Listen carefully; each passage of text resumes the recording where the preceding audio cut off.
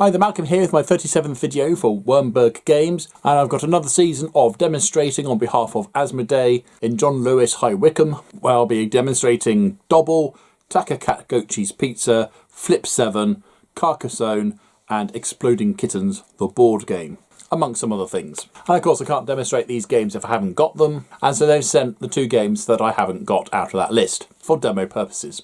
When I say I haven't got, I mean for demoing rather than my own personal copy, which is mine. Back off, please, thank you. So they are Carcassonne, currently published by Hans im Glück, not heard of that one particularly, and one of the very first games I ever bought. And Exploding Kittens, the board game, published by Exploding Kittens. Now I have got the original card game, I haven't played the board game, so eager to see what the difference is there. So we'll open them up, have a look what's in the box, and I'll briefly describe how the game works. So off comes the plastic.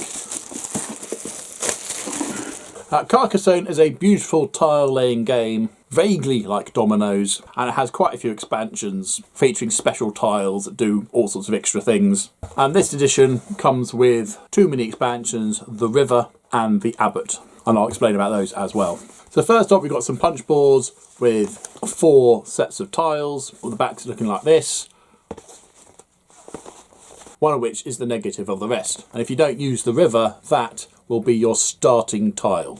It's a good tile to start with because it features the 3 main components of the game: field, road and city, all in a not particularly exciting arrangement. And as you can see with the rest of the board, there are various iterations. So this one, for example, just has road, this one just has a bit of city, this one is all city. Further down we've got the 2 mini expansions, the Abbot and the River. As you can see, the River is all negative, and this is the alternative starting set of tiles you use instead of the other one, which is just thrown in with the rest as a general tile. More about them in a bit. The rule book and supplemental rules explaining more about how farmers work, which are arguably the more complicated part of the game. They're not that complicated, but compared to the rest of the game, they're a little bit more involved. And on the reverse, how the River works and what happens with the Abbot. A board for keeping track of the score, and a recyclable bag full of meeples, both the standard and the ones for the Abbot, which is a very different shape. They're in 5 colours for 5 players, and one of the meeples is sacrificed effectively to act as the score counter. So to set up your first game, you need to punch out each one of these tiles, making sure to single out the negative starting tile, which you place face up in the middle of your playing area. The rest of the tiles are then shuffled and either put in a stack or in a bag. Personally, I have so many expansions that we actually use a pillowcase to hold them all. And the players will then take turns drawing a tile and then placing it orthogonally adjacent to the existing board. Now you can take a tile 1 turn ahead, so you've got a little time to work out what you're going to do with it. So in this example, I have a corner bit of road, which I can then add to either the 2 bits of field together, or I can join the 2 bits of road together. Now, of course, I could choose to have it going that way or that way. But at no point can I have an incorrect join either by road or by city. Cities are encompassed by a complete wall, and there's nothing stopping you adding a tile that may be harder to complete further on, meaning that a very specific tile is needed to fit in that space, and it can be a deliberate ploy, features being completed. When you place a tile, you may add one of your meeples to the tile you've placed on one of the features it has. So if it's a road, you can place a meeple onto a road, as long as another meeple isn't already on that feature.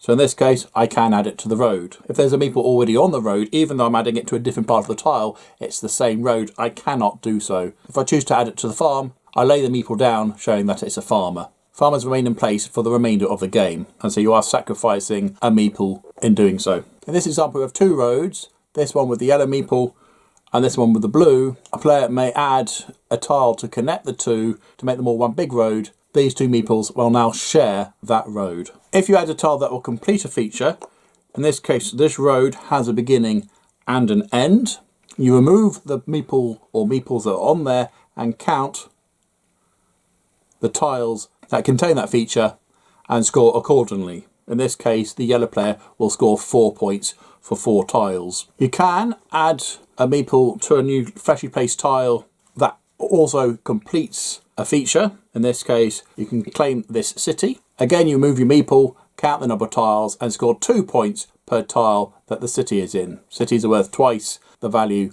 of a road. If you get to place a cloister, you can place your meeple on that, and that meeple will stay until all 8 surrounding tiles have been placed, and the cloister is the one in the middle, and then you get to claim the meeple back and score 9 points for completing the cloister. Another placement restriction is you cannot place tiles beyond the edge of your table, so you do need to ensure you use a nice big playing area before you start, particularly if you have all the expansions. If a feature is completed with multiple meeples within it, so at this point in the game, this little part of a city has 1 yellow meeple, this part of a city has 1 yellow meeple, and this part of a city has 1 red meeple. Adding this tile will combine all 3 mini-cities into 1 larger city, and completing it, the player with the majority of the meeples will score for that city. The red player will score nothing. Same applies for roads. Only 1 meeple can sit on a cloister at any one time. Other things of note, some city tiles may feature the shield symbol. They basically add 2 extra points to the completed city,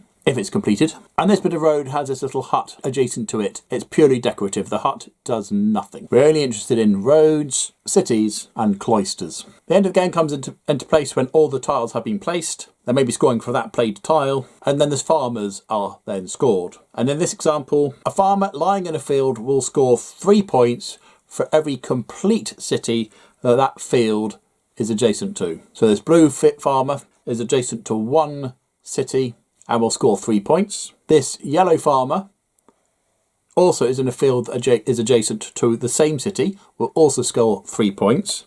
And this red farmer is in a field adjacent to 2 cities and will score 6 points. An incompleted city will not score points for farmers. Similarly, incompleted features can also be scored. Roads will still score 1 point per tile, even if it's not completed. So 1, 2, 3, 4, 5, 6 for the yellow. And cities will also score, but only 1 point this time. So 1, 2, 3 for the red. Shields will also only be 1 point. And incompleted cloisters will also score. This one will score 1, 2, 3, 4. However, you do want to try and complete your cities and roads and cloisters, because the longer they're not completed, the less use you're going to get out of that meeple. It's just going to sit there for the whole game. After a few games, you may get tired of starting with this simple tile, which is where the river expansion comes in. Starting with the source, the lake is removed and put to one side. The rest of the tiles are shuffled, and then players will take turns pulling one and placing it as normal. They may choose to add a meeple, again to roads, cities or cloisters or fields, but you don't place them on the river itself, and the river does act as a barrier for the fields. And so you start the game with a nice winding river across the board, and then when you finished the river, the final piece is added, and then the rest of the tiles are then put into play and added to the existing river as normal. The river doesn't affect scoring in any way. It's just an extended start, really. I have both the river and the River 2 expansions, and we use both. It makes a nice starting area where you can then branch off in all directions, taking up for quite a bit of table. I've just been reading the rules for the abbots just to praise myself. They've changed the terminology. I've been calling these cloisters, apparently they're now called monasteries. My version of the game is at least 15 years old. But cloister, monastery, same thing. If you play with the abbot expansion, you include these funny shaped meeples to your normal collection.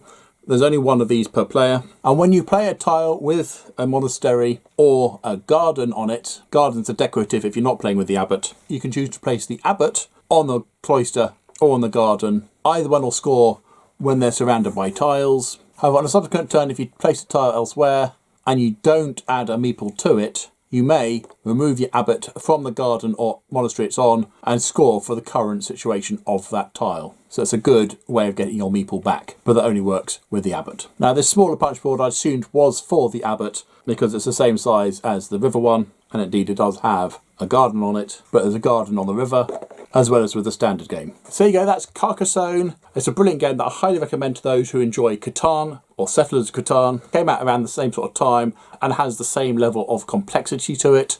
Of the two, I think I prefer Carcassonne because each game is very different in the way the map is laid out. You could be really strategic with this, deliberately placing tiles to stop somebody else completing their city, or placing a tile so that you add your own meeple to that city eventually. If you understand how farming works, that's a really powerful score that you can get at the end of the game. And like I say, it comes with loads of expansions, so if you ever get tired of this version, you can add dragons, catapults, towers, bazaars. Some are ridiculous, some are silly, but some are real benefits to the game.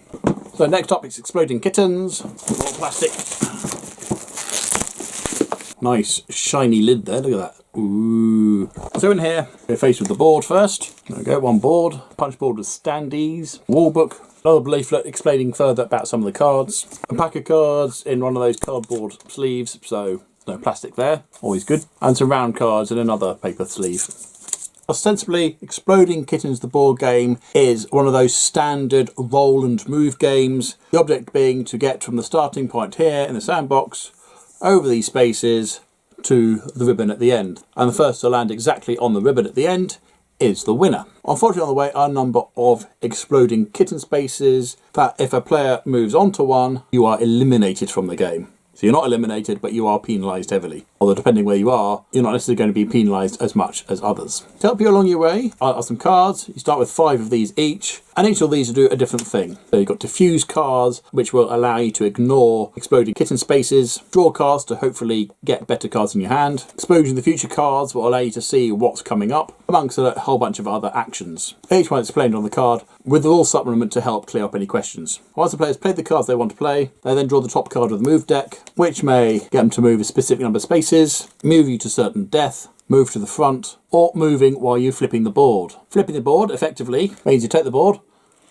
and you flip it over to the danger side, where you will notice there are a lot more explosive kittens, as well as this wonderful pop-up feature. Incidentally, if you land on a number, you draw that many action cards into your hand. Of course, during the course of the game, the board may be flipped a number of times, depending on how many of these purple or teal cards to come up. Now, to get onto the ribbon, you need an exact number.